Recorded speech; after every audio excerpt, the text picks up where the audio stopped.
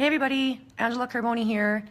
It is about almost 3 o'clock on Friday afternoon here in Edmonton, just outside Edmonton.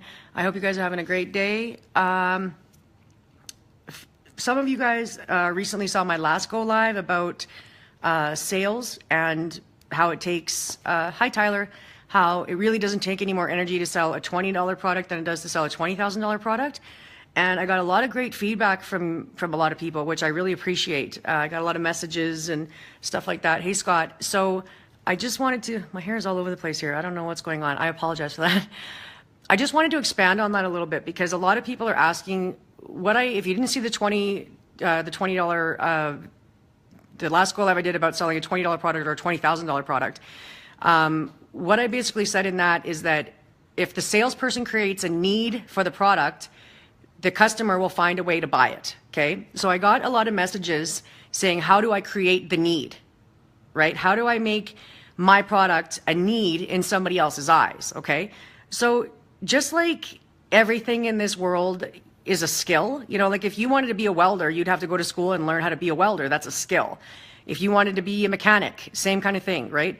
Well, if you want to be a salesperson, there are skills that you need to learn, okay? So sales is no different. Sales has rules. Sales has good procedures. Sales has things that you should do, things that you want to follow, procedures you want to follow. Okay, so I just want to give you guys a couple of tips if you're trying to sell anything. Okay, so in order to create the need, you need to ask questions.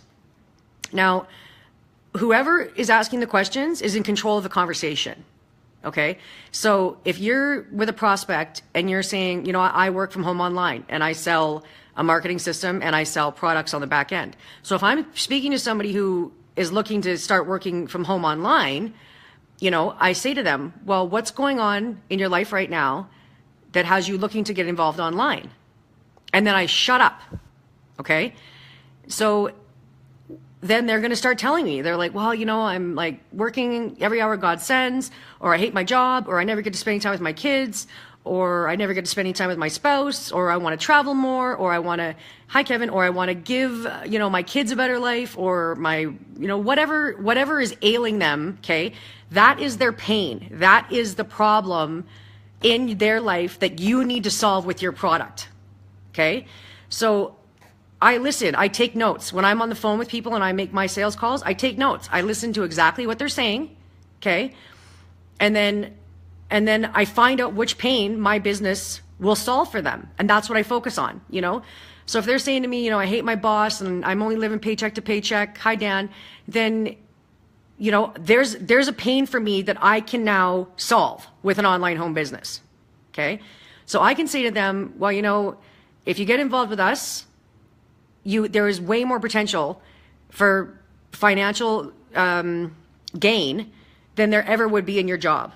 If you want to fire your boss and you want to stop living paycheck to paycheck, then you need to find a way to create your own income, okay? And the way to do that is to go online and work from home online, and I can show you how to do that. Because the internet isn't going anywhere, and if you don't learn how to make money from the internet very soon, you're going to be left out in the cold. Okay. And I firmly believe that. So that's a need. That's a problem that they want me to solve. And now I've given them a way to solve it.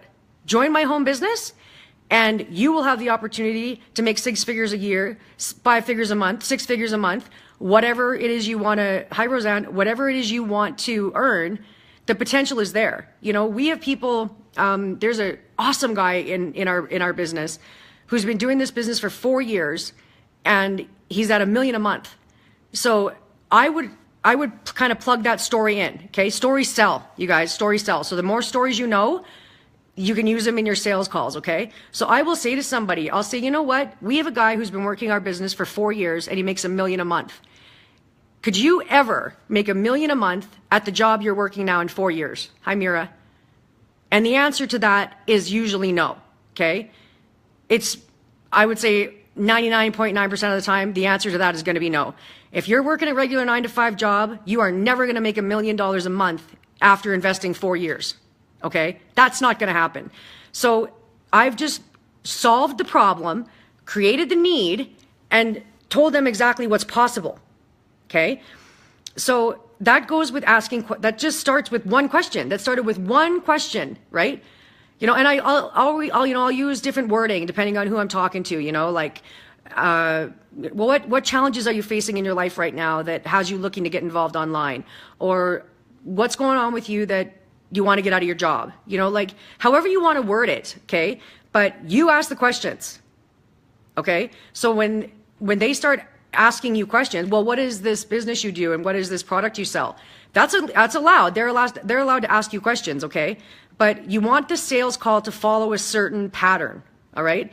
And that is figure out what their pain or their problem is, tell them how you can solve it with your business or your product or your marketing opportunity or whatever it is, hi Domingos, and then ask for the sale, okay? Because, and this is something that a lot of new salespeople don't like to do. You think, oh, I don't want to ask for the sale. That's too salesy. That's too pushy, okay? There's a story about Henry Ford, you know, back in the 50s, and he had a friend that sold insurance and who sold business insurance. And he found out that Henry Ford went off to another company and bought his business insurance. So this friend of Henry Ford goes back to him and he was like, you know I sell insurance. Why didn't you buy it from me? And Henry Ford said, you didn't ask me. You have to ask for the sale, guys, okay? And that can be simply worded as, do you want to get started with us today? Or do you want me to send you the link so you can get started? Something like that, right? Like just ask for the sale, you know, ask for it. And then what's going to happen is they might come up with some objections, okay? So they'll say, well, you know, I don't have the money right now, or I don't have the time, right?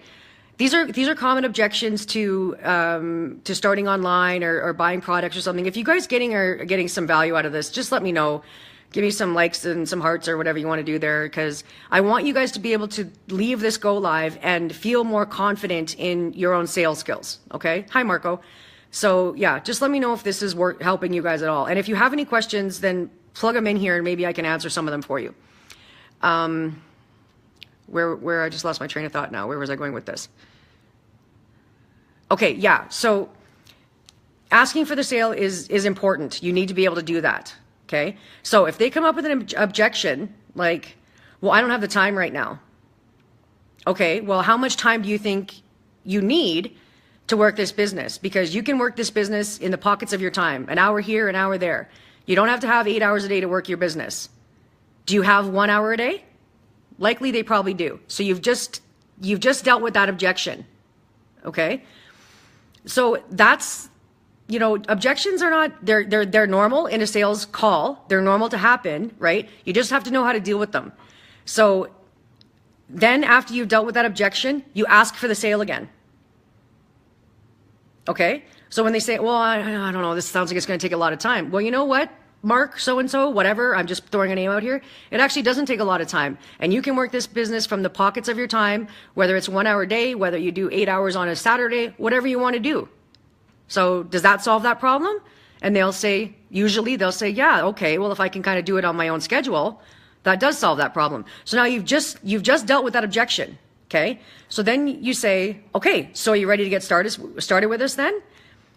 Then you're either going to get a yes or no, or you're going to get another question, another objection. Okay. So as long as you guys know to deal with the objection and then ask for the sale, then you're good to go. Okay. Now, the other thing is, once you ask for the sale, shut up. Okay. So once you say, all right, are you ready to get started with us today? You stop talking. Okay. Because in a sales call, after you have asked for the sale, whoever talks first loses. That's it. Okay. So if I say to someone, all right, I'll send you the link and you can get started today. Sound good? That's the last message. That's the last thing, you know, if I'm doing this on message or if I'm on the phone, I'm like, all right, I'll send you the link and you can get started. Or, you know, give me your name and number over the phone here and I'll plug you into the system and I'll get you started. Right? As soon as you ask for the sale, stop talking. Okay? because, and wait, just wait. There might be an awkward, silence there for, I don't know, 5 or 10 seconds or something. That's normal. Don't worry about it. It will pass. Okay. That's the way it goes. But you wait that 5, 10 seconds, whatever it is, you don't talk. Don't jump in and say, do you have any more questions for me? Or is there something else you need to know? Because now you've just lost the sale. Okay. In those 5 seconds, 10 seconds, whatever that awkward silence is, your prospect is now considering what you have just told them. Okay. And they're considering whether or not they're going to buy from you. If you talk before they do, you've lost the sale. Okay. And I don't want to sound too like boiler room-ish. I think I was talking about this on my other go live, but a sale is made on every call. Okay. Either you sell your prospect on your service or product, or they sell you on a reason why they can't. So a sale is made no matter, every call.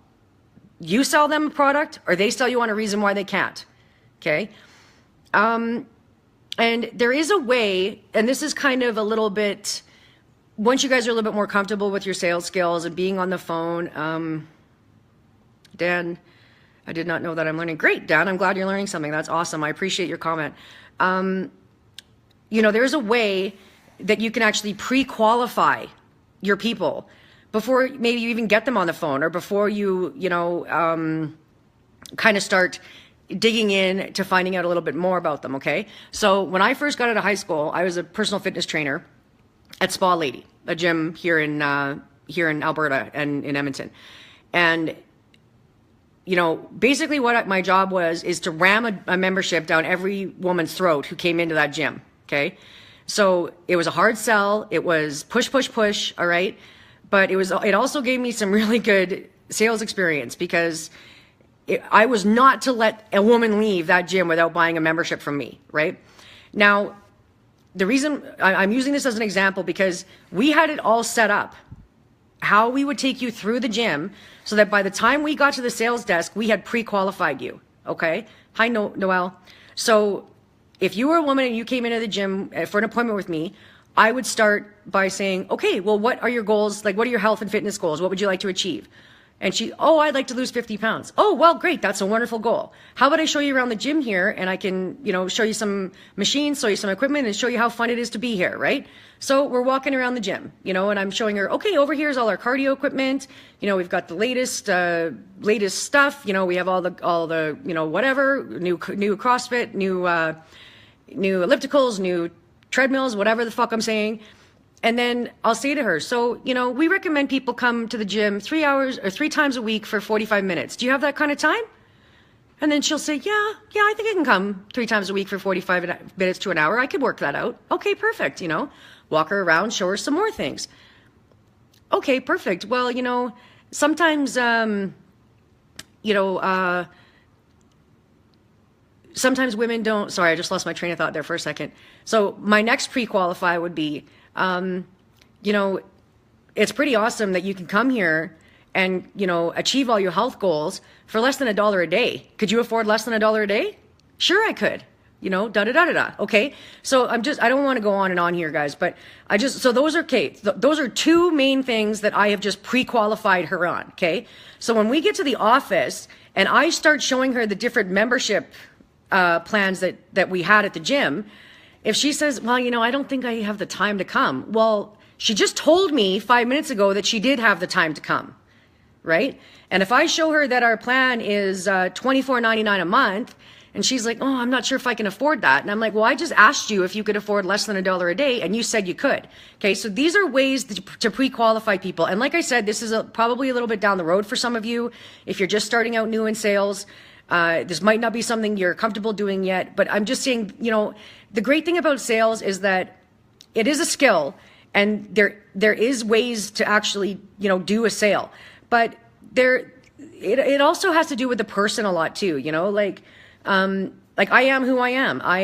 Hi Ross, I am, kind of a straightforward woman, and I kind of tell it like it is. And I don't have a problem asking the hard questions, and I don't have a problem kind of digging into people's lives. And it might sound like I'm a little bit nosy, and people have called me nosy before, but it's something that I'm comfortable doing, you know? So what the great thing about sales is that you could find your own style, right? It doesn't have to be scripted. You can find your own style. You could choose your own words. Okay. So, that's pretty much what I wanted to leave with you guys today. Just to expand on that last go live I did, because I really appreciate all the feedback I got. I got a lot of private messages asking, well, you know, I've got this great product. How do I create the need to the prospect? And so I hope I answered some of that for you guys today. You know, if you guys have any questions for me, then, you know, pop on here and, you know, leave a comment or something for me. And, I'll try to get back to you as soon as I can and answer any questions you have. But I just want you guys to know that sales is really fun. Okay. It doesn't have to be hard. It doesn't have to be salesy in a way that, you know, you feel like you're always, pushing and pushing and pushing for somebody to buy something from you. It doesn't have to be that way. Okay. Once you get comfortable with things, once you feel, ready, you know, to kind of really sell something to somebody, then these are just some skills that you can use. Okay. And some rules for you to follow. All right. So I hope it was, good for you guys today. I hope there was some knowledge I gave you guys, and, I will see you guys all on my next go live. So I love and appreciate you all. Ciao for now. Enjoy your weekend.